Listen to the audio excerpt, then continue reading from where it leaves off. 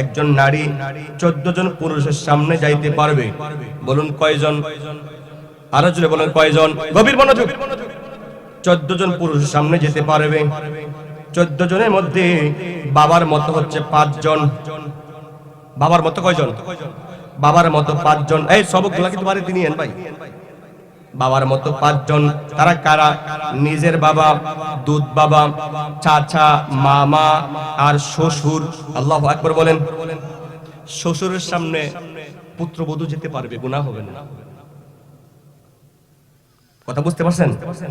নিজের বাবার সামনে তো এটা যাবেই, দুধ বাবার সামনেও যেতে পারবে, চাচার সামনে যেতে পারবে, মামার সামনে যেতে পারবে। কথাগুলো মনে থাকবে।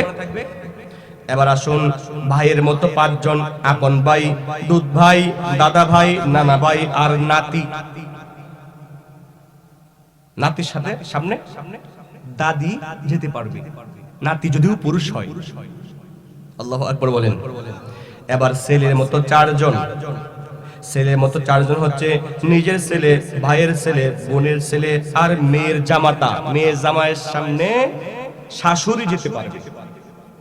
কথাটি মনে রাখবেন এবং মানার চেষ্টা করবেন। রাজি আছেন না নাই? আরো জোরে বলতে হবে, আছেন না নাই?